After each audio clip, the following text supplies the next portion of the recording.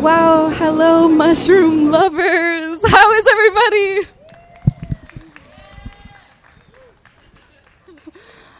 It's so beautiful to see you all. Thank you so much for being here. We're going to get started with Rot Talks number 2, mushrooms. Wow, it's so overwhelming to be in front of a bunch of humans.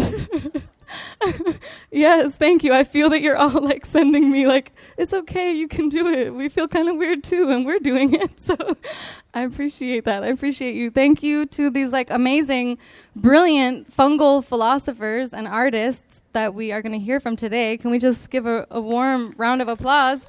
They made it here to be with us, and to the Poetry Project, and to the church, and to the space, and to each other. Thank you.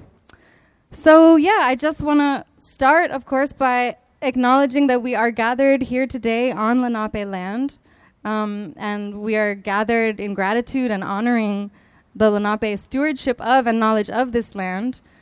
The theft of this island by Dutch settlers in 1626 was the original genocidal real estate grift that this city was built upon, and that is perpetuated through gentrification and development. And I want to say that we are gathered here at St. Mark's Church, the site where Peter Stuyvesant constructed a chapel. Peter Stuyvesant, who enslaved 40 people, who as Director General of New Amsterdam increased the community, the population of enslaved Africans in what was a colony, and stole that labor to construct this city. So it feels really important in the context of Rot Talks to think about the stories that the land holds. No work towards healing this harm that has been done, that continues to be done to the land and the creatures on it, can happen, I think, without committing to reparations for the stolen land and labor. And by reimagining our relationship to property, to this land, to each other, to ownership. And so I just share that and bring that into this space, Rot Talks, which is organized around different materials and the relationship to decay and breaking down and processing these cycles. Last month, we thought about metal and plastic breaking down, seemingly impenetrable materials and structures that crumble and rust and crack and shatter and blow away. And today, we're gathered to think about mushrooms, which I think can provide the way to deal with a lot of this. We're guided here by these metaphors of rot and compost and decompositional thinking in relation to the land and to the language. So thank you for being here for this. I'm going to say some words, and then we're going to hear some more words from some other people. Okay, yeah, this jacket it felt like appropriate. Now it's feeling really too hot. Okay. So mushroom, fleshy, spore-bearing, fruiting body of a fungus. That's just from Wikipedia. That's Wikipedia sounds so good. Let me say that again. Fleshy, spore-bearing, fruiting body of a fungus, mushroom. And this part that we see, the mushroom, right, it seems to stand alone, but it's actually connected to this vast underground network of sustenance, this system of mutual aid that's already been here, this symbiotic web of relations that helps the trees communicate and share resources, and is called by nerds, and maybe by all of us here, the Wood Wide Web. Okay. So a mushroom can appear overnight where there was nothing, and it grows rapidly. Mushrooms are ancient decomposers. They help break down materials that seem impervious to decay. They alchemize dead matter into nourishment. I've also been thinking a lot lately about mushrooms as a kairotic communication strategy. Kairos, of course, being the Greek word for a kind of strategic time. It has roots in both archery and weaving, and it refers to that moment of opening when a shuttle can pass through the threads of a loom to weave something, that looming moment. So a shiitake mushroom, for instance, finds an opening in a seemingly impenetrable situation, and then over time, it softens its surroundings. It's a strategy of softness, of letting and of helping structures to rot. So as I said, today we'll be hearing from my favorite fungal philosophers. So I'm like sweating because I'm fangirling. And I'm just so thrilled. I'm kind of in disbelief that they've managed to gather here today. So we're going to hear from Manuel, Arturo, Abreu. We're going to hear from, yes, let's just clap for everybody. We're going to hear from William Padilla Brown. We're going to see a short video interlude of a project by Basie Allen and Cassandra Mayella. And then we're going to close with an offering from Cecilia Vicuña. Okay, so the last things I'll say before introing Manny, I thought we could just take a moment to like step into our own bodies. Like we are not on Zoom. We are here, our own fruiting bodies. That's the cue. This is really happening. We are here. You can close your eyes for a moment. Feel the chair. I can see you if your eyes are open. Feel the ground. Feel the ground. Feel the air. Like, feel the air. What does it feel like?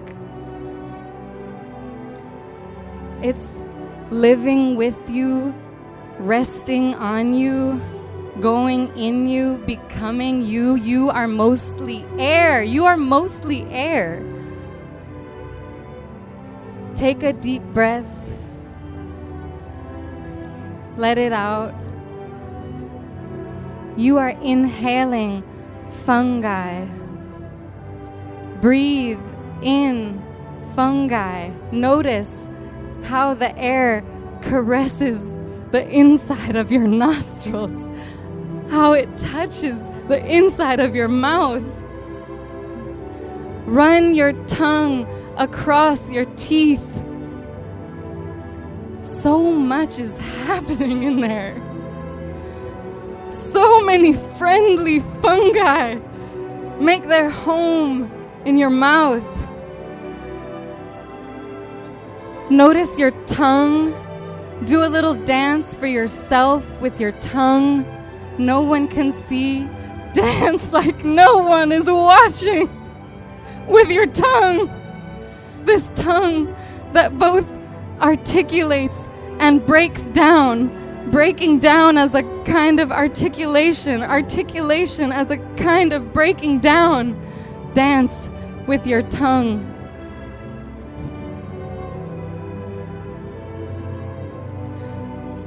And when you're ready, open your eyes.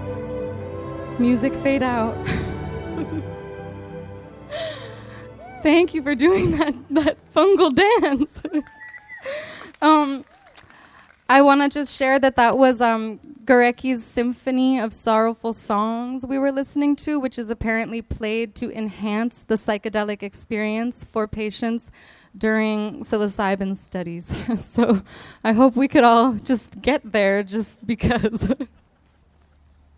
Okay, I'm talking a lot. It's so nice to be here with you. I'm going to introduce Manuel and the people that we're really here to see.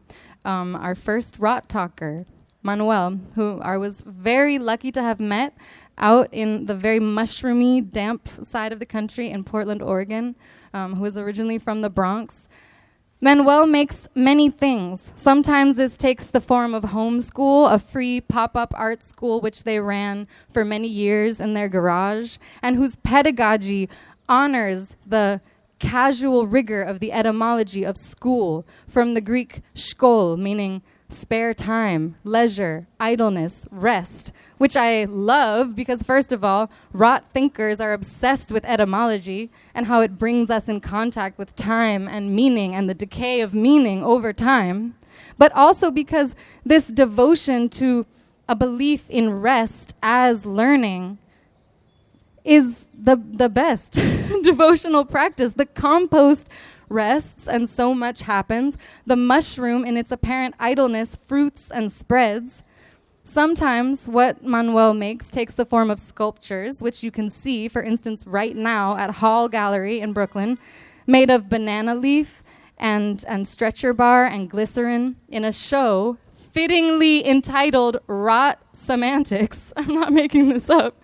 God is good. Sometimes these sculptures take the form of classes that they organize on Afro-Caribbean mythopoetics or alternative histories of abstraction or deconstructing the colonial zombie trope. And they spread this knowledge like spores, carried and transmitted by others. They write books, poems, criticism, songs, essays, including one on theogony, a word I confess I didn't know and had to look up, but now I know.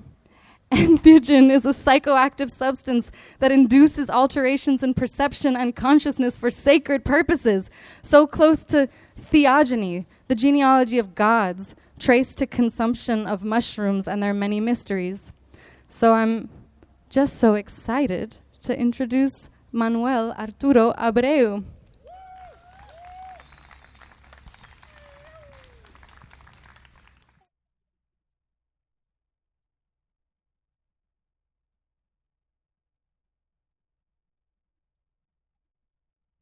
Thank you. Does this work? You can hear me?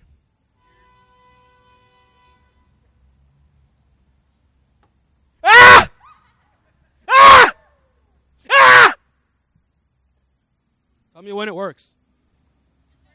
Does it work? This is a poem that I wrote for Haitian artist Manuel Mathieu. He currently lives in Toronto. This poem is called Something in a Dream, because it was a dream that I had. Take me to where sun screams for moon's returning embrace. Its fiery rage, no solace for the burn of loneliness. No still center, only the mostly empty space of which my thoughts and your objects consist. I am not your object, careening like the sun on path unseen, void of symmetry. And yet nothing can fit in all that void, empty space of atom, but a gaze whose source, I suspect, is alien. By alien, I mean European. The call is coming from inside your house, the death and rebirth cycle of a million worshipped suns. What does this have to do with loneliness, with the sacred bonded pair of sun and moon? The more human I become, the less I understand.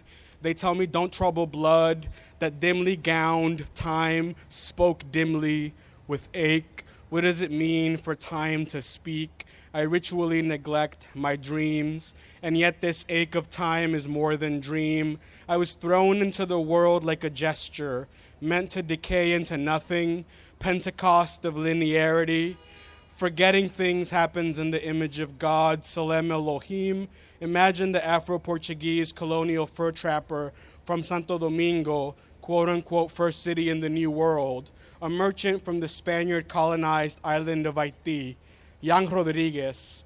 He falls asleep in 1624 and wakes up in 1970 in the Bronx to a scene of slumlords burning tenements for insurance.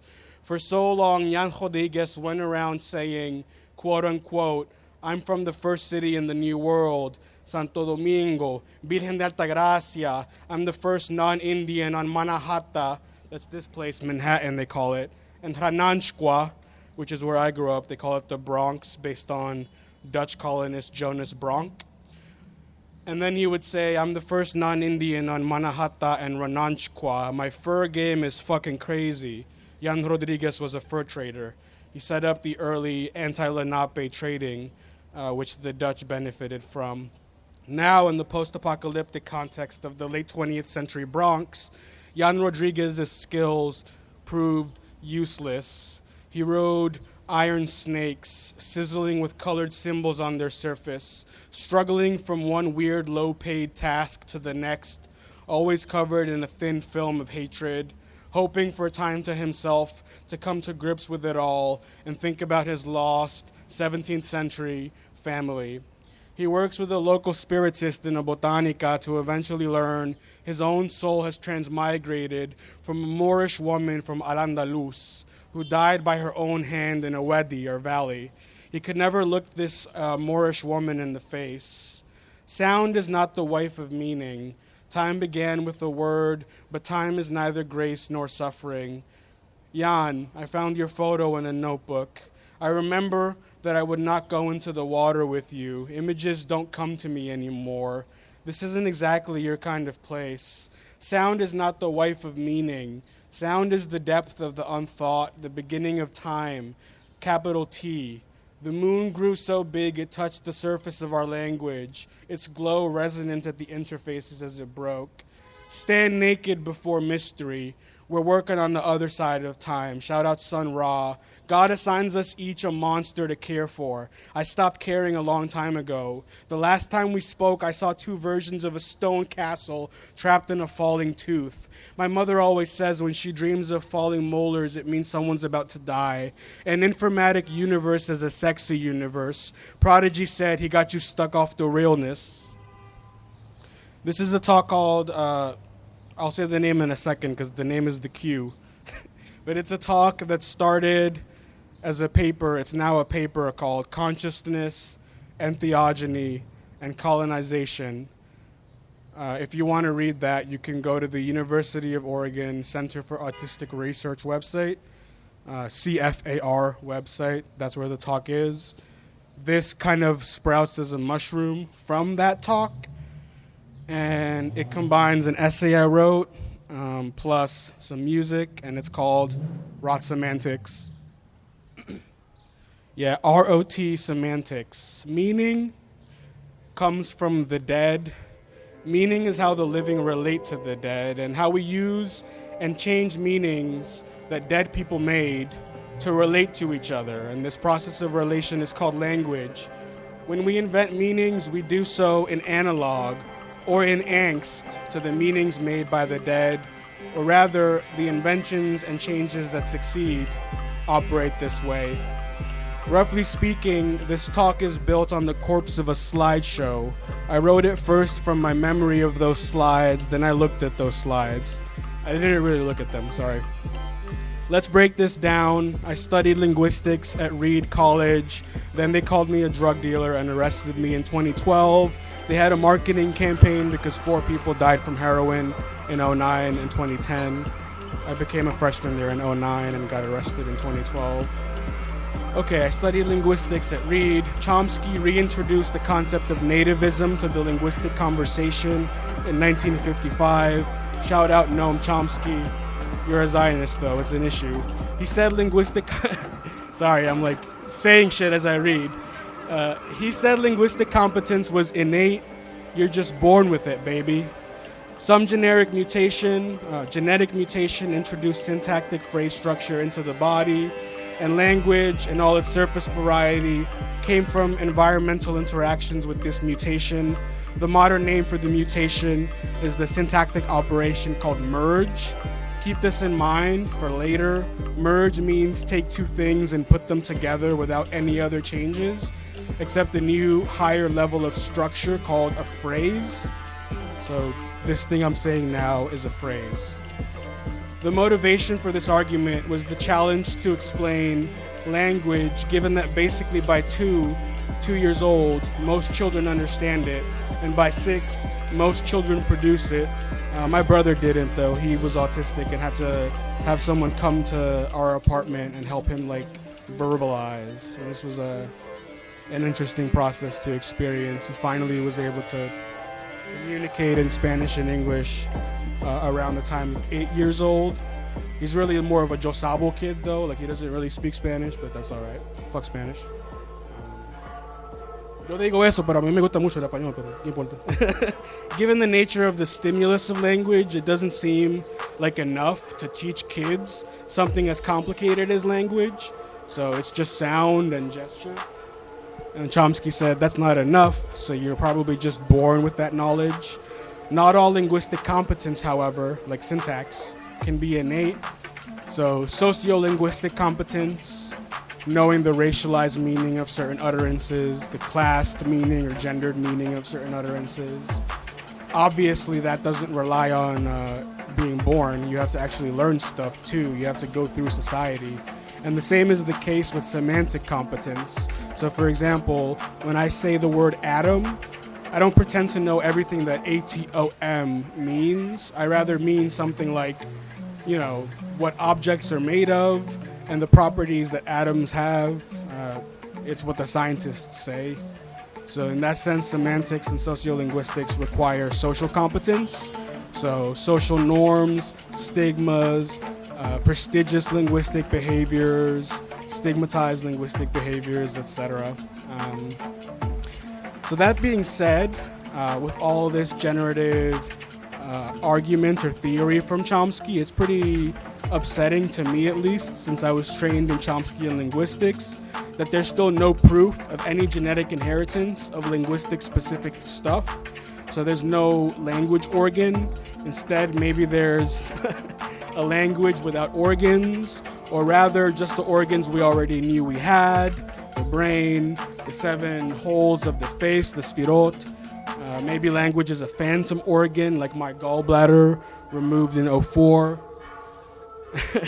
Okay, anyway, back to innate linguistic knowledge or nativism. This is, in a sense, Chomsky's return to Platonism. Plato said knowledge came from past lives. In the spaces between lives, we basically know everything. In the space of this life, we know nothing. We're born forgetting everything and have to relearn it. So this is called anamnesis. It would be the explanation for why things like 2 + 2 are always 4, no matter who learns it, it seems. So in this sense, one part of meaning, maybe even a deep part of it, is past life resonance. But the question of talking to the dead, which I do every day, takes different forms in different cultures. So we've got veneration, we've got taboo, we've got nominalization or making a name of the dead. I'm trying to say that all meaning just comes from that drive. So meaning is innate in the sense that we're innately born in relation to the dead. And you can read the spiritual into it, or you may need to. I think I do need to, mostly. Richard Dawkins introduced a biology and culture divide along the lines of gene versus meme. So genes are to biology as memes are to culture. It's a neat divide, but we hate binaries. And these two modes of competition are based on replication. In both domains, the strong and selfish survive. We know this isn't the case both in biology and culture. We have different synergies that the scientists call commensalism, amensalism, symbiosis, parasitism, etc. And further, Sylvia Wynter even questions the biology and culture divide, arguing that that's a colonial divide. Culture contains a lot of science. And instead, she argues that both biology and culture have their own evolutionary tracks, and these evolutionary tracks interact.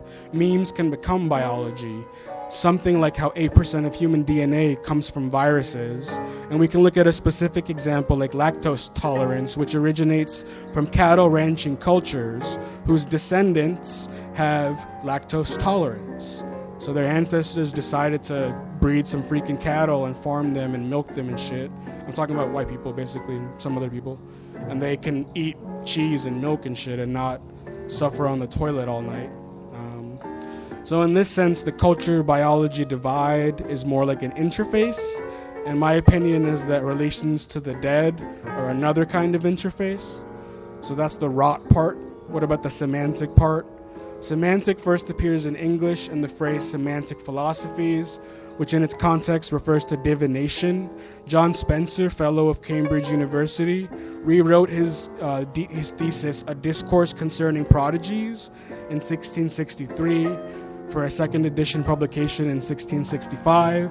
Here in the second edition, he writes, "Moreover, philosophy will very probably direct us to the true original divination by prodigies and the other species thereof," so other species of divination like chiromancy, capnomancy, oniromancy, haruspicina, augury, etc., in use among the ancient heathens, which was, if I mistake not, a philosophic divination much studied of old, stretched, blah blah blah, a bunch of white people stuff. As no other 17th century example has turned up, we may assume that Spencer borrowed the word from classical sources. He was classically educated. Classics is a white people term to mean like Greek and Roman shit. The Greek adjective semantikos meant significant and was frequently used by Aristotle, derived from the verb semaino, to indicate, to point, which has a wide range of meanings, such as show by a sign, declare, appear, be manifest, signify, indicate, interpret, explain, mean, etc., as in to mean something. The adjective semantikos was known in Latin, borrowed from the Greek. And so at least once it's been used by Marshall, so we know that they were looking at the same sources. Culture is a ritual escape from culture. It's also the place where humans have meaning before life and after death. So culture really is a connective tissue. In an expanding subset of circles, which are our nearest and farthest communities, it makes more sense for culture to exist as a relation to the dead rather than not. And note that hating the dead, like those dead under us as colonizers or whatever, or being afraid of them, or whatever other kind of relation, hating them, loving them, worshiping them, all these kinds of things are relationships to the dead. And this is something that we need to take for granted. We need to just assume that it's part of culture because we don't know what it means to not have a relationship to the dead. There would not be meaning. Or rather, we'd have to remake meaning every single time someone's born. And I mean, we do this all the time. I could invent a word right now. Shupalabataba, whatever. Irashaimasu. I'm wearing my parents' church clothing, so this is relevant. I'm speaking in tongues, right? I was raised Pentecostal. But there's a significant cognitive load lifted by semantic meaning, right? By the use of a connected pair of symbol and sound or gesture. So there's a reduction of cognitive load, and a lot of the symbol meaning pairings that the dead came before us are the ones that we still use. At any rate, these have way more inherent prestige than the ones that we make up randomly. So the one I said just now, it could have some prestige, but it has way less prestige than the word prestige, which everyone knows what that means. I'm not sure that competition can really explain the interaction between culture and biology. Sylvia Winter thinks so. Cultures have descriptive statements, so it means something to be X culture, and linguistic concepts acted as conventions of behavior across generations. So cultural statements compete. And so she talks about the competition between post-Gregorian Reform church autocracy versus secular monarchic states. And these competed to result in the half-secular, half-religious concepts that we have now, of which semantics is one in my mind, which is addled and deranged. Rot semantics is a leap of faith. It's the argument along Wittgenstein's claim that meaning is use, but extended to the claim that that use is inherited and interpreted from dead people. Our psychological relations to these dead inheritances are like mushrooms on a corpse. We can, and many thinkers try to, extend the meaning of the word all the way back to its etymological root called the etymon. So what did the first dead person say about this word? That's an etymon. And we speculate on the potential future changes based on this expansion. So we could take the word semantics. It's got a root in divination. What does it mean to think about divination in relation to conventional secular meaning today, right? That's just a random example. Here's another one that I actually wrote. Very few people think of a bird, or I don't think of a bird when I think of the wing of a big hospital. I just think there was some transition linguistically made possible by the plane in the sky, or is it Superman, of the word wing being restricted first to only living things and then being expanded by the plane to include built inorganic structures like machines, architecture, people not considered human, etc. Meaning itself is thus a kind of veneration of the dead. And when I think of my own relation to spirit or divination, or we could call it meaning, they're characterized not by belief, but by doubt, and also by the transformation of consciousness. My relationship to God is something like my relationship to meaning. That is to say, my relationship to the dead. Decompositional meaning is the idea that meanings break down into smaller components. So if I say red cat, the meaning is basically something like red and cat. But the thing is, these ampersands in the middle go through a kind of link rot. And so we can take an example of the word silly. For example, silly used to mean holy, and now silly means something like stupid or foolish. And so the way that this change in meanings happens over time is through a kind of link rot of the ampersands. And my audio's done, so I'm rushing through this, but thank you for your patience. Certainly the way that kind of link rot plays out is not innate, it's social. Like, you can't just be born with it, you have to live through social sufferings, social structures, religious structures, secular structures, etc. So in some sense, innate knowledge is transformed, entheogenically transformed, psychedelically transformed through language. And in this way, speaking is a way of working with the dead. As a researcher, I think of myself as working with the dead, because research is working with the dead, meaning is rot, etc. Thanks for your time.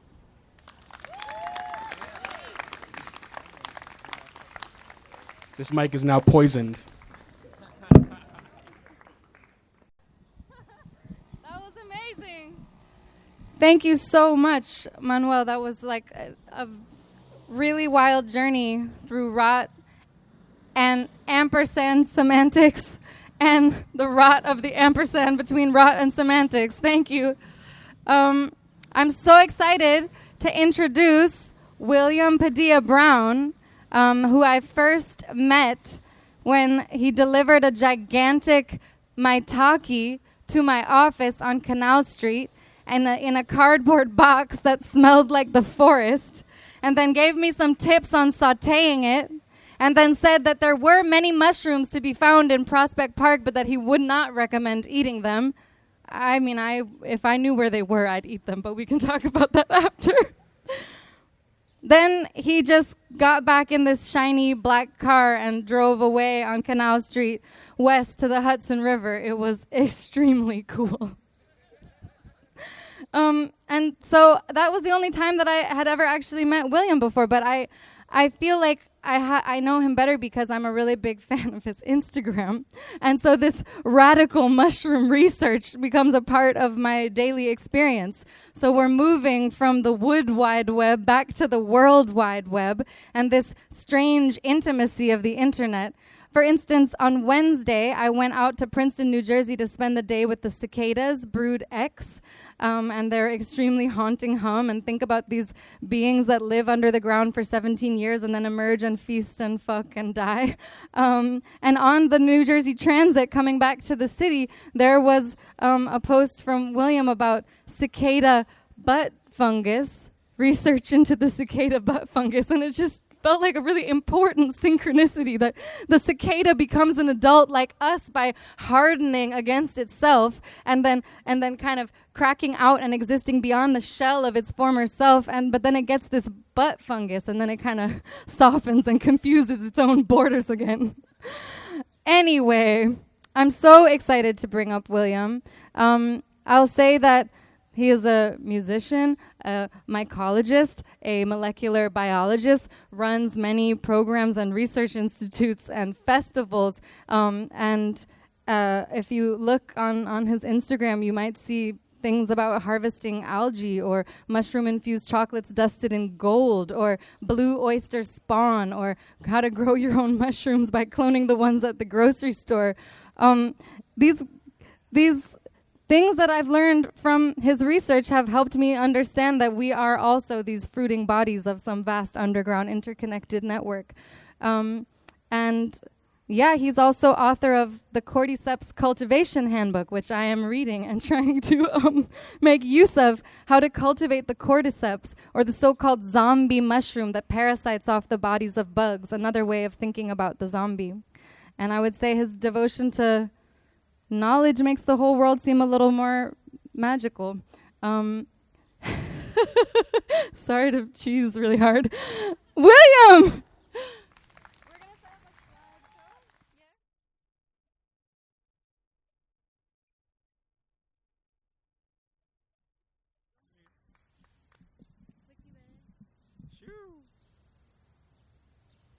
Howdy. How's everybody doing today? Wow, I haven't got to speak in front of people like this in quite some time. This used to be the regular for me. And it feels good to be doing it here. And it feels good to be doing it whenever I can, consume THC in public. That's tight. Because I'm stoned, and it feels good. Especially after dealing with the court system and having to do urinalysis for 3 years. It feels really good to be liberated and stoned outside. Yeah.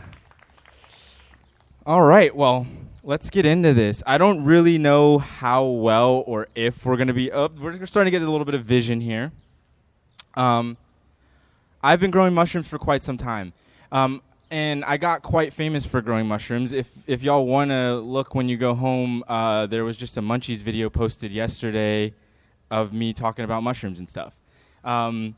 And I think it's really interesting because I do a lot of interviews and stuff, and people always ask me, how did you figure all this out? Because, I have my background story into this is pretty interesting. I didn't go to school. Everybody suspects that I went to college or something. I dropped out of high school at 16 because it was interfering with my education. And I took it upon myself to educate myself. And I had a child with this beautiful woman up front here when I was 20. So as a high school dropout that was black and has weed charges and had a child at 20, my options were slim. And I tripped myself the fuck out on acid when I was really, really young. And so I wanted to eat organic food and stuff like that. And I live in central Pennsylvania. And I tripped so hard into the future, and I was living in a culture that was stuck in the past. So I had to create the future where I was. And if I wanted to eat the good food, I had to grow it. So I did it out of necessity, really. And everybody's like, how did you figure it out? How'd you figure it out? And I was like, because I had to eat, and I was scared of everything else that was available. And it gets down to the soil. And as we've noted, these can be things that can help us to clean the soil. So here's some shiitake. Everything that I show you here is pictures of my own. And as I mentioned, I was a high school dropout, had a kid, really young, blah, blah, blah, blah, blah. So I never had any money to finesse this stuff. So I used this to finesse my way out of the trap pretty much. So all of these pictures are of my own. All of these things are things that anybody can do with little to no financial investment because as we're talking about rot, we're dealing with organisms that are capable of growing on agricultural and urban waste products. So my first mushroom farms were utilizing local agricultural and urban waste products. As the literature coming from academia was saying use XYZ things that weren't available to me or would cost money and resources to get to where I lived, I was like, well, there's coffee grounds all over the place that people keep producing. Mushrooms seem to like to grow on those. Why don't I grow mushrooms on those? Well, there's wood chips that people keep making because they keep cutting down all the branches next to the electrical wires, which y'all don't have around here. We have a lot more electrical wires in the sky where I live, and they cut down the branches all the time, and they chip them up. So I was like, that's available to me. And I live near a bunch of forests, so there's a lot of sawdust that the mills produce. So I was like, that's available to me. Let me figure out how to grow mushrooms with those things. So I did. These are some shiitake mushrooms that were grown in my backyard in Pennsylvania. And these are some oyster mushrooms that were grown by stuffing cardboard between pieces of wood. So I'm a permaculture designer. I hold a couple certificates, really. Since I didn't graduate from high school, I figured I didn't want to get left behind, so I got myself certified in some things.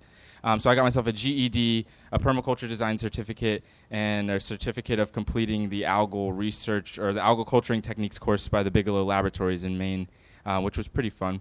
But I used all of these things to mimic biology, and that's one of the things that I brought up permaculture for, is because in order to recreate systems that have resiliency, I think that it is imperative that we converse with organisms that have maintained resilient forms throughout time. And we're dealing with some of these organisms that have been on the planet for quite some time with maintaining their same patterns. So they've been able to exist through, extinction events and all sorts of catastrophe and things like that, and be resilient. So if we can take these and mimic these patterns and implement them into our cultural and societal systems, maybe we can inherit some of that resiliency as well. So a lot of my work has been around collecting and spreading native mushroom cultures. So back in Pennsylvania, I'll go out into the forest and I'll go look for edible or medicinal mushroom species. I'll take them back to my lab that I created from tools and equipment that universities were throwing away. And I'll clone it, and then I'll preserve it. We have small cryopreservation dewars and things like that, and refrigerators and such, so that I can preserve these specimens. As we're living in a rapidly changing world, any one of us may have the opportunity to stumble upon an organism that may never be seen again. So it's important that we collect these things, because as we learn about them and as more people become inquisitive and recognize that humans are the ultimate scientific tool designed by nature and recognize their own divinity as natural scientists, we'll start to discover a whole bunch more about ourselves, because there is no separation. There is no I.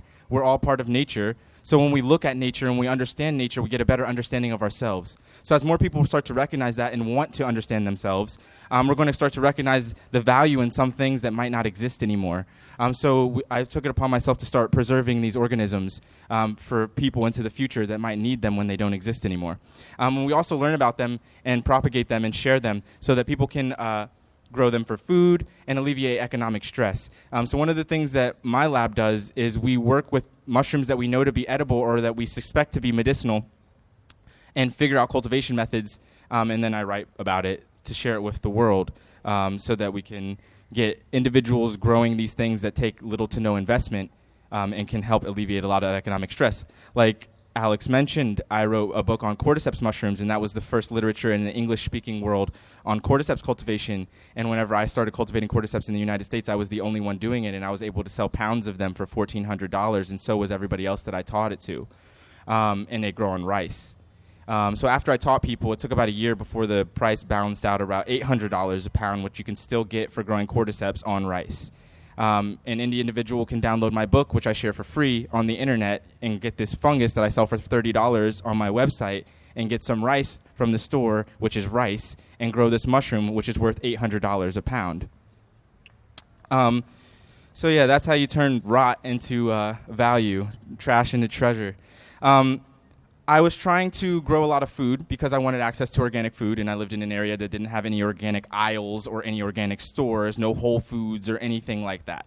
When I became interested and when I tripped myself the fuck out on acid, there was nothing. There was no crystals. There was maybe a little bit of crystals and incense and things like that, and a couple people teaching permaculture and a couple gardens, but there was nothing for me, so I had to create it. So even the soil, where I live in Pennsylvania, there's a lot of lead contamination in the soil due to the paint on the outside of the buildings that are all very old. So I had to create clean soil to grow my food in. So we took some of these wood chips, and I utilized fungus, and I grew fungus in the wood chips, and everybody said, you can't grow food in wood chips. It's going to rob all the nitrogen of your plants. They're going to be yellow. You're not going to get any fruits. You're not going to get any vegetables. And I was like, watch me. I'm going to use these mushrooms to eat these wood chips, and I'm going to grow beautiful food. And guess what? All that food's green, and I ate all of it and fed it all to my beautiful little baby. Thanks. He's gorgeous. Oh my God. And then we got some mushrooms afterwards. So as the when we're out and exposed in the environment, you know, life as above, so below. It replicates all throughout. And I've noticed that the rare organisms that I search for are always like protected by the trees. Whenever there's a tree cover protecting the ground from the sun, the harsh radiation of the sun, you know, the trees act as like the sunblock. They're the antioxidants. They're helping to protect the forest floor so these beautiful little nuanced and sensitive creatures can develop under there. And I find them under there. And I kind of recreated this where once the plants started to grow in what would have been a desert because it was a south-facing yard getting blasted by the sun with just grass and nothing to protect it, these plants grew up and they protected this ground and they let the moisture grow to be there. And then these mushrooms grew, and as the mushrooms grew, other insects came, and as the insects came, then the birds came, and then all sorts of life starts to happen. And then we get to get beautiful mushrooms that we sell at farmers market and alleviate economic stress, so on and so forth. These are delicious. This is Stropharia rugosa annulata. This is the gardener's best friend. It grows on wood chips. You could turn wood chips into soil in a year. With the amount of deforestation and the amount of soil that we've removed from this country, creating soil in a year is a heavenly feat. So we got some of these gold oysters, which have naturalized. They're native to Russia and northern China. They've naturalized here in Pennsylvania first due to the millions and millions of pounds that are being cultivated in southeastern Pennsylvania. And now we grow bunches of these in our yards, in wood chips and compost, so on and so forth. Sometimes we'll bury logs. We'll rot these logs down that we get access to. Bury them and allow these mushrooms to grow up out of the ground. These are Nameco, Foliota Nameco, the slimy Nameco mushroom. They have this really nice slime on the top that helps to thicken soups. Sometimes we go and deal with other mushroom farms. Luckily, you guys have some mushroom farms starting to pop up in the city, like Smallhold, that you might be able to get a hold of some mycelium that you could just drop somewhere and maybe put on the roof under the shade somewhere. And as it rains, it'll produce these beautiful mushrooms from no effort at all. Here's some beautiful reishi mushrooms that were grown by burying some logs under the ground. We got some indoor mushrooms. These are mushrooms just growing in a cup on some coffee grounds. That's just coffee grounds in a plastic cup. Like, we can take waste, take all of our waste and make beautiful proteins with it. Here's little rooms that I renovated for growing mushrooms like these lion's mane, which have been studied and shown to have two compounds, erinacines and hericenones, which are capable of inducing adult neurogenesis. Not only that, but helping to recoat the myelin sheath, which people that are having issues with their myelin sheath start to get neurologically degenerative diseases such as Alzheimer's and dementia.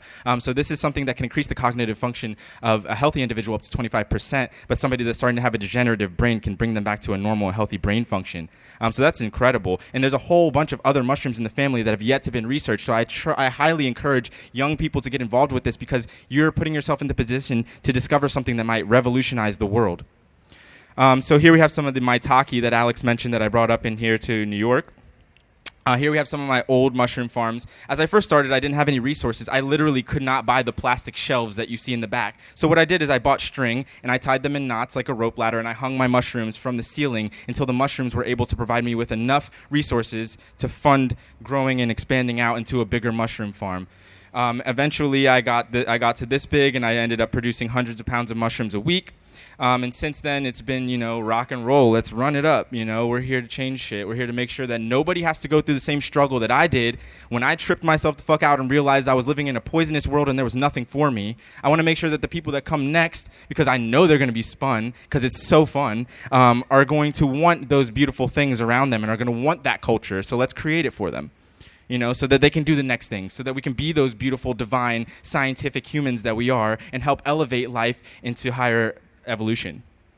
Here we have some almond-scented agaricus. These are mushrooms that smell like almond extract, incredible, and they grow on compost. They grow on hot compost. Here we have some Piopino Agarossabi agarita, beautiful, great with soups. Grows in Europe, very, very dense stem, tastes like asparagus. Here we have some reishi. This one is touted as the mushroom of immortality. It's mythical in Asia, this one. And here we have some that I was growing in conjunction with algae. I recognized without having that much resources, I was buying my sawdust, which was a carbon source, and my mushrooms were exhaling sawdust, which I was venting outside. Which, I was paying $5 for half a ton of sawdust, but I was like, hey, I bought that carbon. I don't want to just blow it out the window. So I decided to start growing algae in my tanks, which captured the carbon that I could then utilize as a food source and also produce oxygen for the mushrooms, which needed oxygen. So I created this homeostasis that can honestly be sent out into space, where you can create food, and you can literally pee in that algae tank, and it'll keep growing. And then it just cycles the air for life to happen. So I do a lot of bioprospecting. I go out into the woods, and I go look for a lot of interesting organisms that might have benefits for ecological regeneration and economic revitalization. Sometimes it's on private land, but I stopped doing that after gun threats because of my skin color. Private land, sometimes there's very rare mushrooms. You got to do what you got to do. What does this look like symbolically? Anybody? What does this symbolically look like to you? A brain, right? Has anybody ever heard of the doctrine of signatures? The doctrine of signatures shows that certain things in nature symbolically represent things that they are beneficial for. So we're looking at a mushroom that is beneficial for neurological health and beneficial for brain health that looks like a brain. As I mentioned, I believe, matter of fact, I know, and you can take that information with a grain of salt. I know that humans are the ultimate scientific tool designed by nature. And as our friend over here was talking about etymology and linguistic structures, auditory linguistic structures, I believe that humans are more inclined to understand symbolic linguistic structures over auditory linguistic and text linguistic structures. And I believe that DNA is protein syntax uttering itself into existence. For the same reason that my child could understand emojis before he could speak in English is the same reason we look at a tree and it's existing in a symbolic form to highly represent what it means in nature. And as human beings, we are the ones that are to decipher that. And it speaks. And there's so many stories to be told. And there's so many stories still being told in the places where it speaks. And we find big brain mushrooms, big neurological function. That's a lot of neuro juice right there. 12 pounds right up in a hackberry tree for free. And this is Hericium americanum, found in upstate New York. I will not say where. This is a beautiful mushroom which I want to help encourage into cultivation in the United States. It is a delicious edible known as Volvaria volvacea, which grows on maple trees out of a little egg sac, the vulva, hence the little egg at the bottom. Here we have the elm oyster. I'm going to kind of slide through. I don't know what my time is looking like. Here we have some oysters found up in the Adirondacks. Just a big cluster of mushrooms growing right off a tree there. Here we have Psilocybe ovoidiocystidiata. This is the native psilocybe that grows up and down the Susquehanna River on wood chips. I found this psilocybe. This is a magic mushroom, by the way. This is a mushroom that can induce psychoactive experiences, and it grows on wood chips outside of police offices. I found it outside the University of Delaware. I found it outside of libraries. So it just puts itself in the places where it needs to be. It follows the path of human disruption, saying, hey, you guys keep messing up the forest and making all these wood chips and breaking all this wood. I'm here to tell you you need to stop. I'm putting myself in your face. Eat me. And they're also performing all sorts of different ecological function, which is highly beneficial that we could use for ecological restoration if only we were allowed to grow it. But we're starting to live in a nation that is slowly decriminalizing these kinds of substances so we can start to research and all kinds of things. But there are a few places in this city where this mushroom grows, and it is quite a powerful friend. This is Sarcomyxa I found in Washington. And this one I'm trying to bring into the cultivator's eye as a nice winter mushroom for outdoors. This is Globifomes graveolens. It has no research on its medicinal potential. It is non-toxic. It is edible. And I am encouraging lots of young people to start researching this because they might stumble upon something new. They might stumble upon something that saves millions of lives because we find mushrooms that are capable. I'm dealing with a mushroom in my lab, and I wrote a book on a mushroom that we're now researching for being capable of inhibiting HIV-1 reverse transcriptase. This is a mushroom that is capable of inhibiting HIV transcription, that is inhibiting the replication of this virus. There's still a lot to learn. I'm not saying that you could just start eating this and it'll start working, but the fact that that even has happened and that even exists, there's so much to learn, and the fact that this doesn't have any research on it at all is we're far behind, and we're spending our time focused on completely the wrong things. Like, we're perpetuating sickness. Where I live, the biggest industry is hospitals. We're perpetuating sickness and healing people with the wrong kinds of things. We could be living in freaking multi-dimensional interstellar space orgasms if we just get our shit together. Here we have a Piptoporus betulina. I've noticed over the pandemic a lot of wealthier individuals between the age of 20 and 30, 40, I guess, moved down to Mexico and Central South America, or invested down there. And one of the things that I noticed about a lot of individuals that were born into wealth and have lack of experiences that enter into those areas don't know how to properly navigate them and end up with intestinal parasites. So if you can find some of these, you could probably sell them to all the rich white kids that went down to Mexico. Here we have some reishi that grows up by me. This is the Ganoderma sessile. Very highly medicinal. Here we have the beefsteak polypore that we have some friends in New Jersey that are experimenting with cultivation of this one. This one can be eaten raw. So we're bringing a lot of new species of mushroom into cultivation in this generation. We're changing the human diet forever after this. We haven't domesticated plants. We haven't domesticated food crops since humans developed agriculture in northern Africa. This is a big deal. This is Spiraceus spathulata that grows under oak trees in late summer, September. I've seen them here. You see all sorts of mushrooms here, but there's dogs peeing around and people walking around, and I don't know if y'all want to eat them. It's up to you, but there's a lot of action happening, Captain. I don't know what's going on around here. That's part of the reason why y'all have so many mushrooms is because so many people come here with shoes on from so many different places in the world. You go to Central Park, there's such an incredible diversity of fungi because so many people have stepped foot in that park with spores on their shoes from all over the whole world. There's organisms that grow there that might only just grow there from who knows where, Timbuktu, maybe. That's our little boy. His face is cut off, but that's him there before his preschool class with a little harvest of mushrooms. Here we have some maitake. Here, this is 150 pounds found in 4 hours with myself and one other person.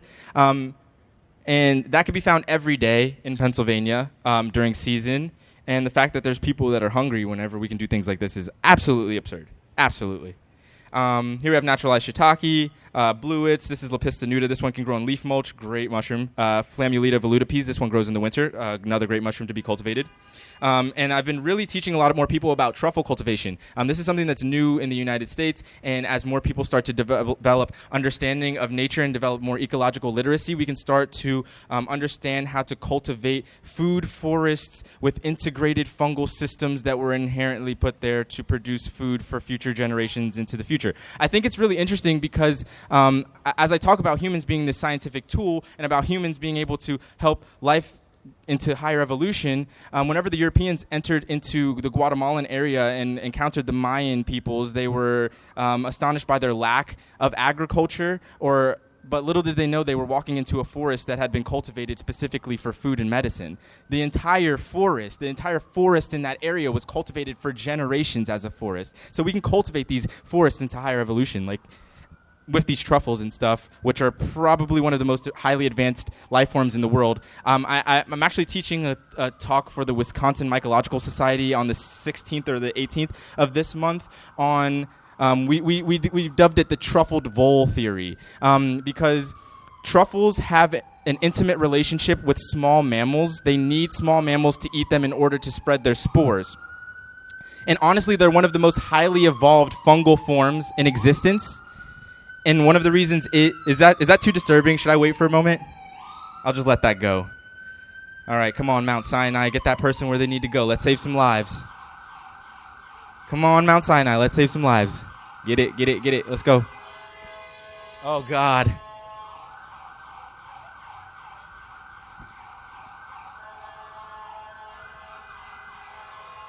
I have some hash, please?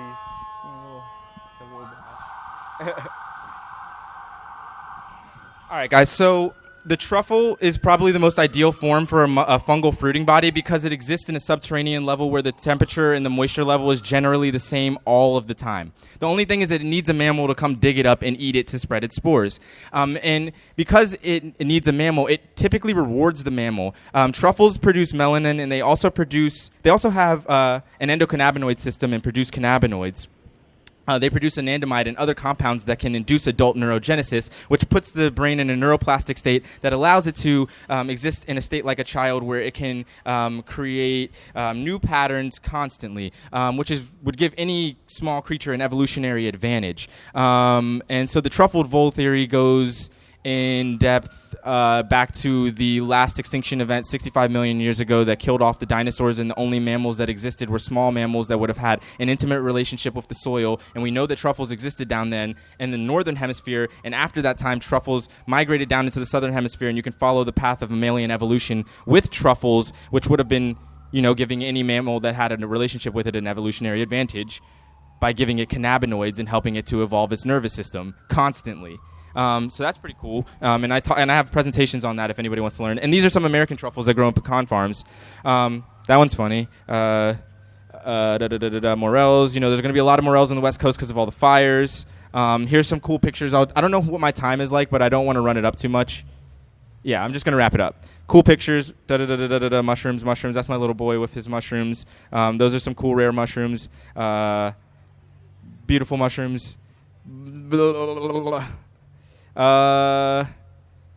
are the cordyceps stuff. Oh, that's pretty funny. Big cordyceps, Kyle. Cordy B. Shit, I don't know. I want you to join the militaris. Cordyceps militaris, let's grow. What are we talking about? Feeding bees mushrooms, doing DNA stuff. Check out my Instagram. I have a festival August 6th through the 8th, 3 days in Pennsylvania. Do that. That's the thing. 3 days in Pennsylvania, camping, breakfast and lunch included, experts from around the whole country in permaculture, mushrooms. We usually find 300 species of mushrooms in the weekend. There's live music at night. There's art during the day. It's the shit. If you're not there, then I don't know where is better to be. I don't understand why you wouldn't. You're going to be there. You're going to be there because it's the best place that you can be, and it's the coolest shit that is happening in the whole world.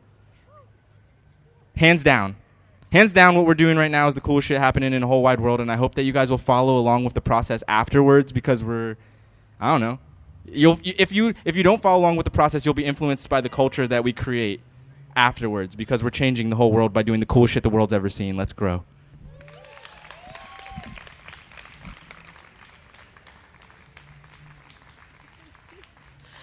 Wow, one more round of applause for William Padilla Brown. Really incredible. Thank you so much for being here. And it was very beautiful. The sun was going down. The mushrooms were beginning to glow. I think that was a special synchronicity.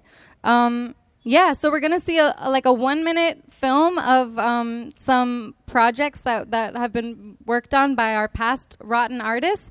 And then we're going to hear from Cecilia Vicuña. So that's what's in store. Thank you so much. Is everybody feeling okay? Doing okay? Okay.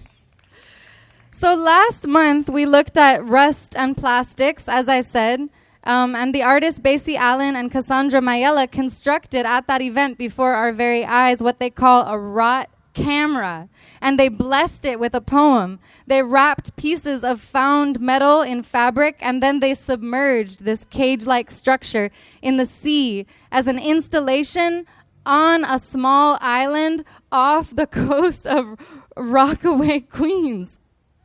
And throughout the past month, Basie and Cassandra have been canoeing out to check on their rot camera, to see what images it has developed, to track how the sea imprints rust into textile as a way of tracking time and as a form of writing, how metal leaves its mark even while washing away, dyeing these bed sheets, pants, scraps with the residue of its own death as a form of alchemy.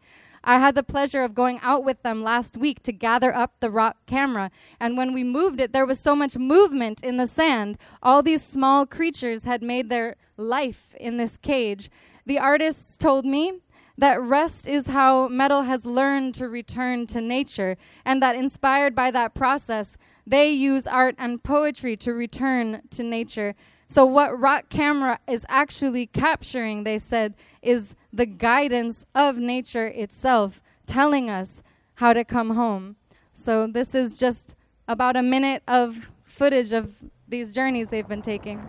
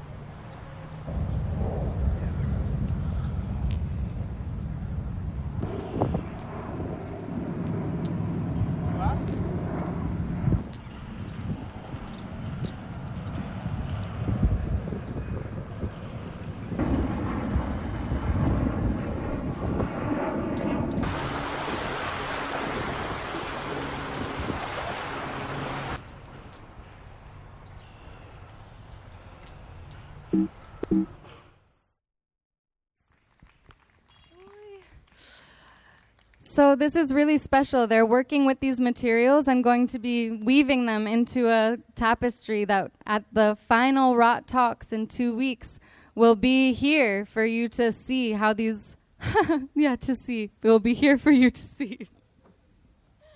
We're going to take a moment to arrange some lights for Cecilia Vicuña, the last offering of the evening. So maybe we can have like the briefest of seventh inning stretches. Cecilia will be sharing from this area, so just get ready to kind of shift your attention over here, and we'll set up some lights and have our last Rot Talk of the night. Thank you all so much.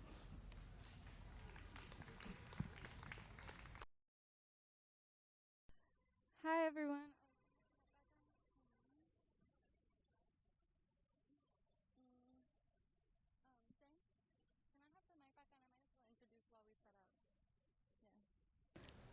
Testing? Cool. So I'm going to say a few words about Cecilia while we set up the lights a little bit. I'm sure that most of you know her work. She's a huge hero of mine. Yes, let's clap. It's amazing to have Cecilia here because for me, she's like this foundational, canonical, rot thinker, decompositional maker. So I'm just going to say a few words. I first came to Cecilia's work through a book transcribed and translated with Rosa Alcalá called Spit Temple, which just, let's think about that, right? In the context of Rot Talks, spit temple. For what are our mouths if not spit temples, where language decomposes alongside other forms of sustenance? These complex holes from which we both drool and pray.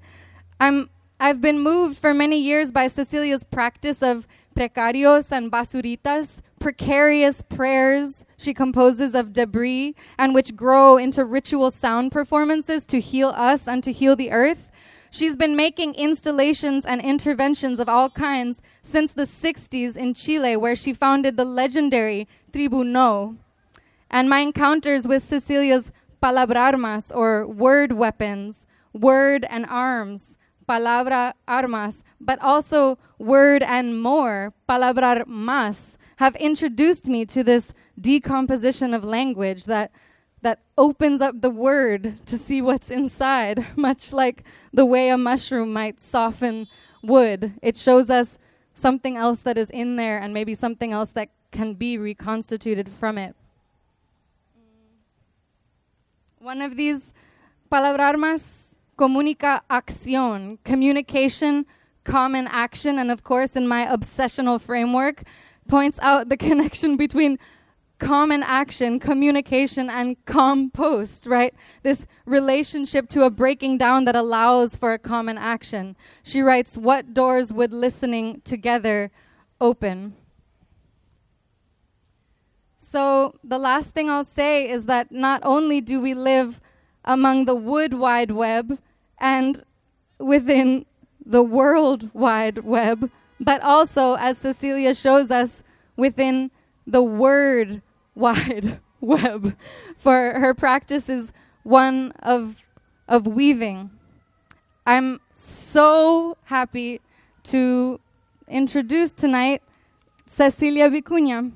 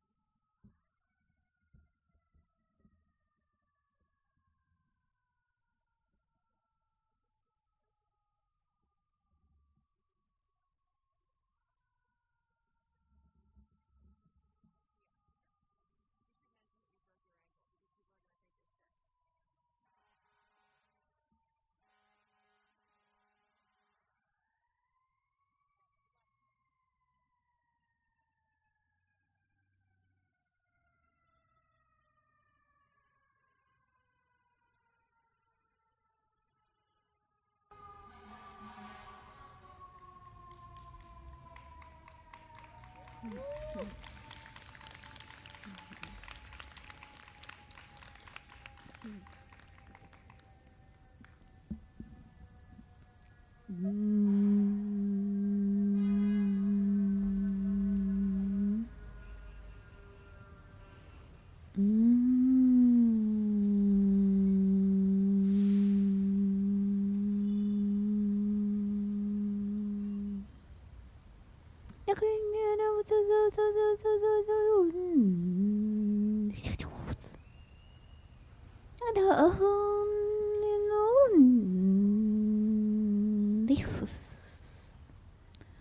don't know.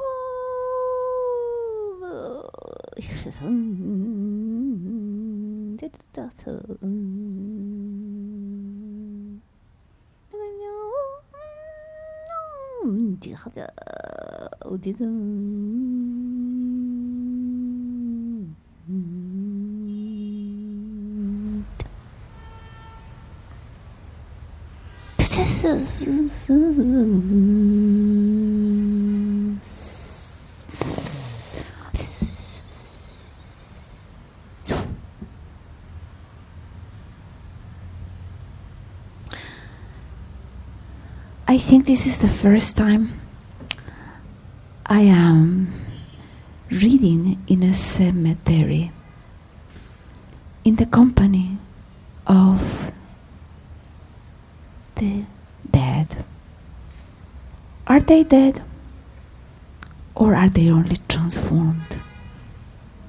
They're probably all transformed into some form of weaving, some form of mycelium, some form of a music that we still cannot hear. Heard, I said. Can we heard sounds like we heard flies?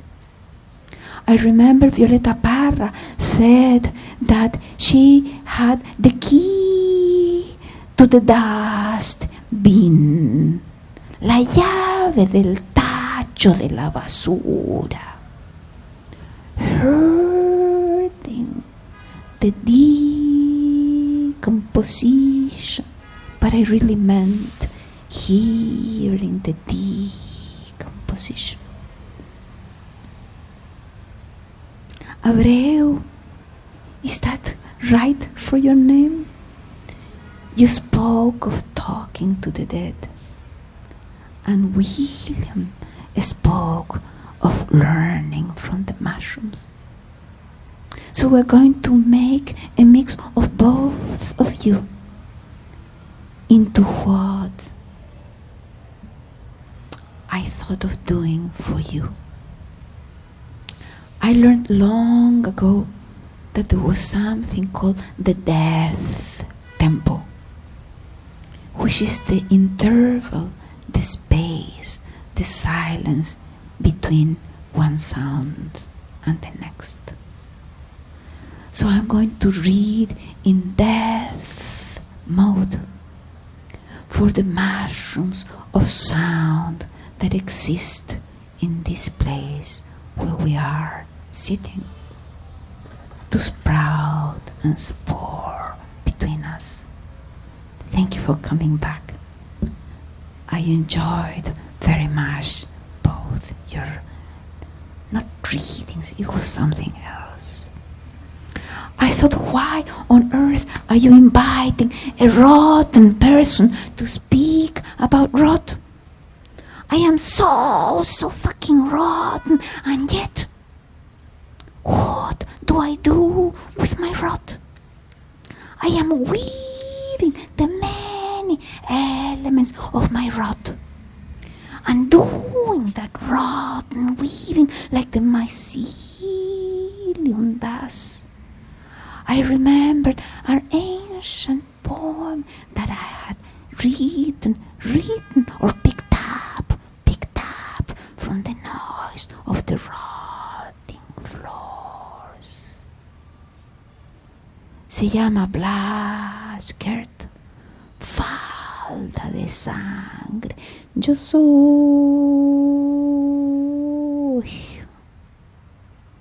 la vida.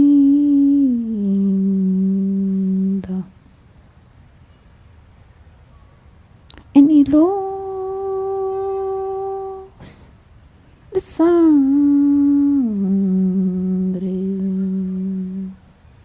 colgando el rod. El rod is the red scar songstrand. The web that weaves itself. No one knows, no one knows, no one knows how to weave the sustaining belt, the broken zone, the skirt and blouse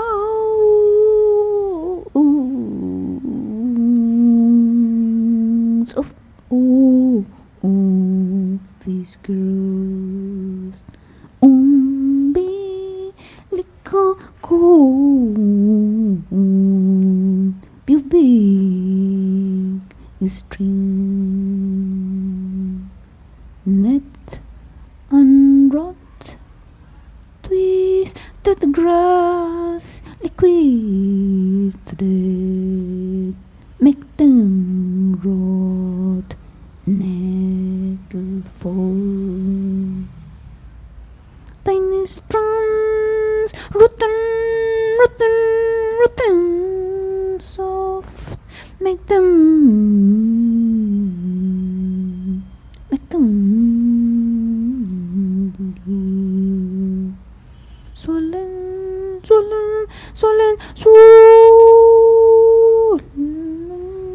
sky, wet string. Tiny strands magnified, they away can drench.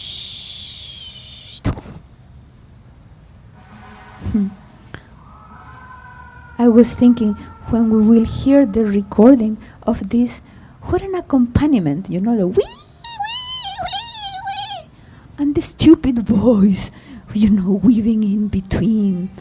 That is the stupidity that we have come to be. I love this notion of silly being sacred. The more silly, the more sacred. That was a beautiful little touch. What? Okay.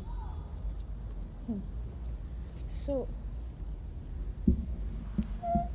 this is falling apart. Oh, now it's this.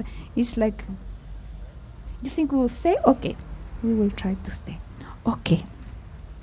So when I wrote that poem so long ago, I didn't know yet about mycelium, and learning about mycelium has really changed my notion of what is being alive and dead, and it has changed everything for me. I have been a weaver that doesn't weave all my life, and I think that's what the mycelium does. So learning from this and learning to be able to grasp and hear the music that we don't yet hear is what is happening in this poiesis, in this rotting poiesis. And I decided to read you another ancient poem that seems to foresee or expect or desire the existence of mycelium, of which we didn't know. But it's only us, the ignorant masters, the masters of ignorance, who we really are, because I'm sure ancient peoples knew all about it. Otherwise, they could not have done, for example, what you were speaking about, the cultivation, not just of the forest of the Mayas, but the whole forest of the Amazon is a garden actually created through 10,000 years at least, but I'm sure it's for far longer than that. So I remember reading a book that I suppose many of us are reading together now, which is Entangled Lives by Merlin Sheldrake. I haven't met Merlin, but he's the son of a lady I know and admire, and the son of another man. I mean man, I said look, another man, like she's also a man. Yes, she's man and wife and mother and the whole fucking thing all around. Just like the same thing with the father. And that's the truth of so many of us. So, my dear mama and papa of Merlin, I am adoring this boy, mycelium boy. And by telling you all that, I've forgotten what I was going to say. No, I remembered.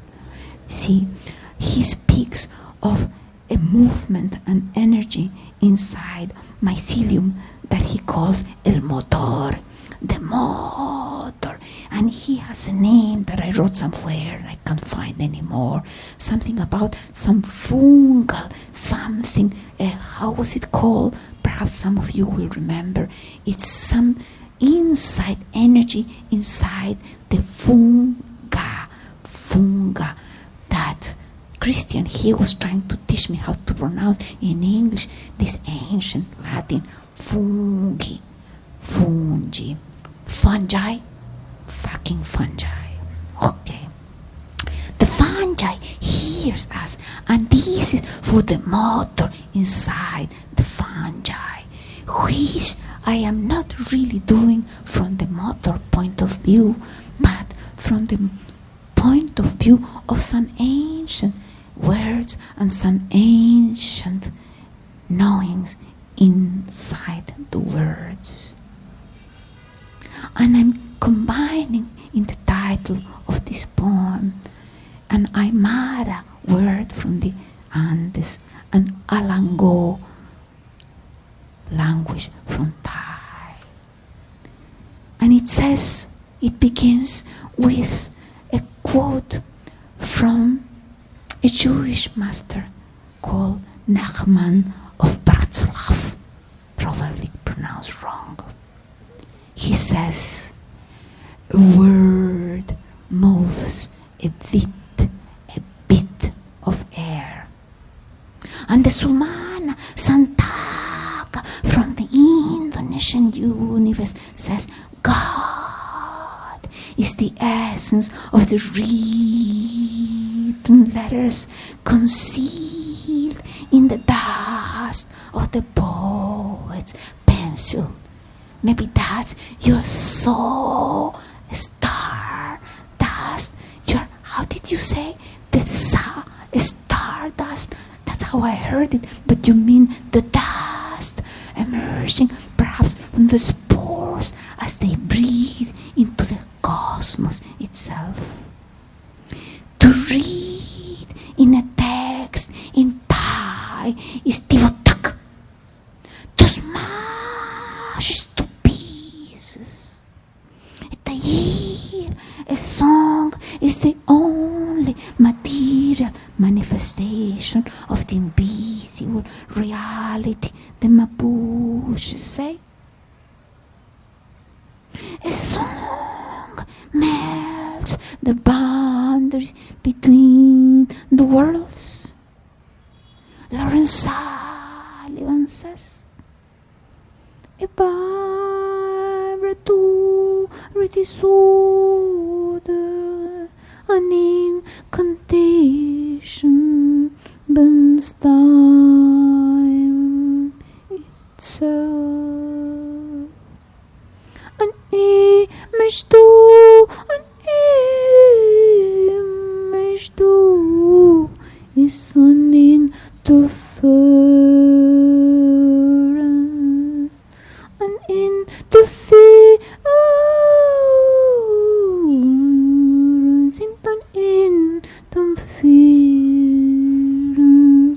pattern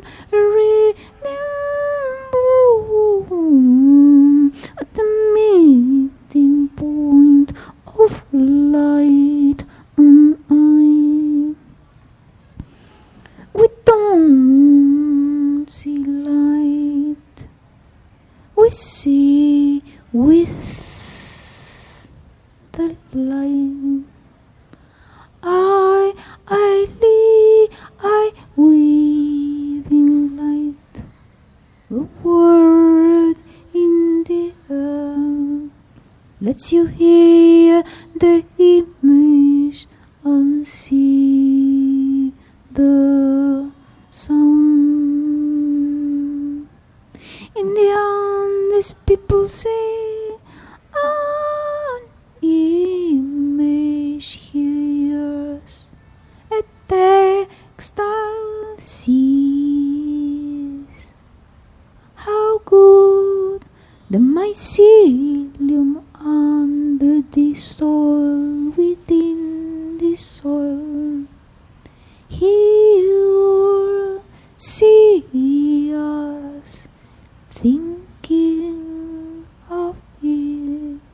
Imagine the well of sound and image meeting in the mycelium on our hearing waves. They say the people living in the forest, you don't put a mask to be seen, but to see with different eyes. But there is no word for beauty. A song must never strike a right note. You say key, sa instead. A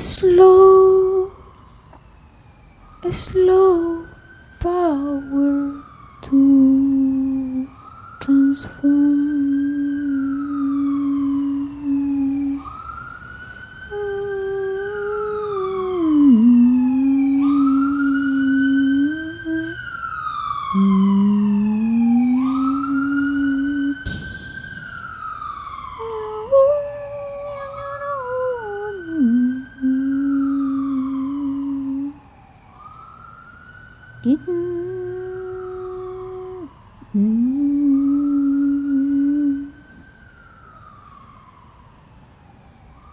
The guisa de rotting es el suave endulzar de una fruta secándose al sol.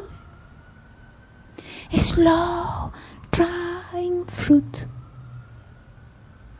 That's the word for hate and anger becoming peace and love.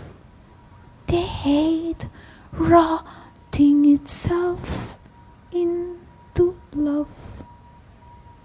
The anger rotting itself into calm.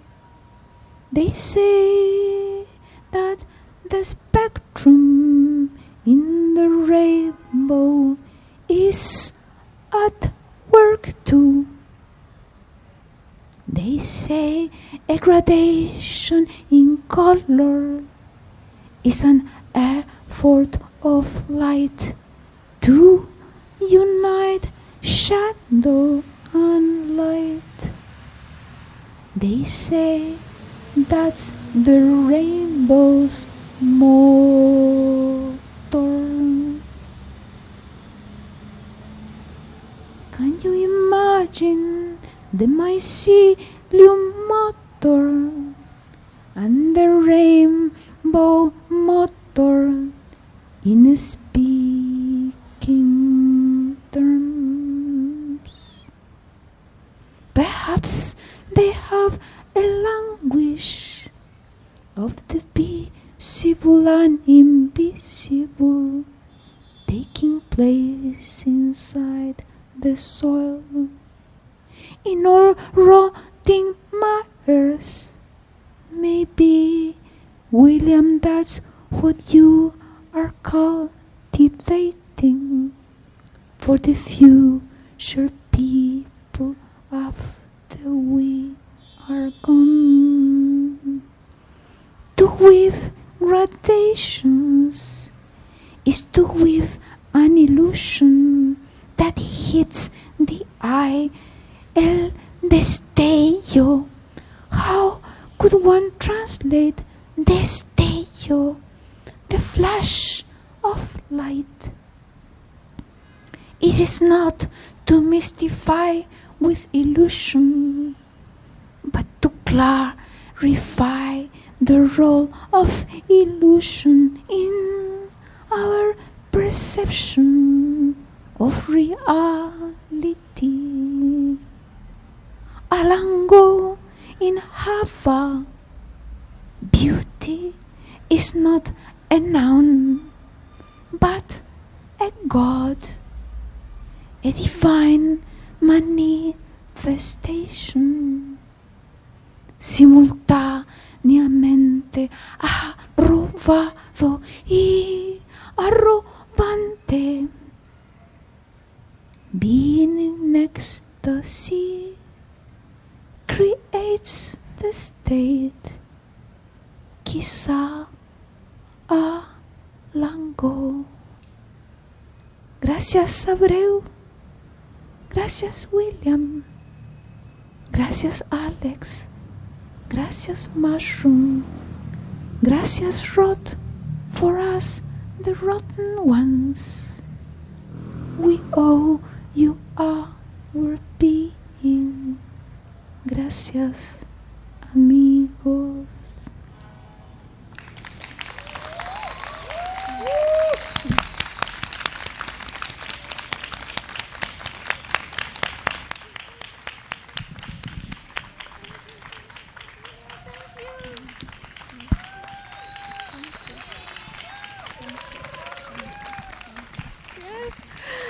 Thank you, Cecilia. Thank you to everyone here, William, Manuel, the Poetry Project, Kyle. Thank you to all you rotten people for coming. Yeah. The final Rot Talks will be in 2 weeks, June 25th, and we'll be thinking about dirt. And we have a really amazing lineup of people, Narendra Haynes, Candace Thompson, Mayfield Brooks, Precious Okoyoman, and a surprise processional from Poncili Creacion. So, yeah, come by, and if you can't get in, like, cling to the sides of the gate and listen. Thank you again. I'm Alex, and come talk to me. Bye.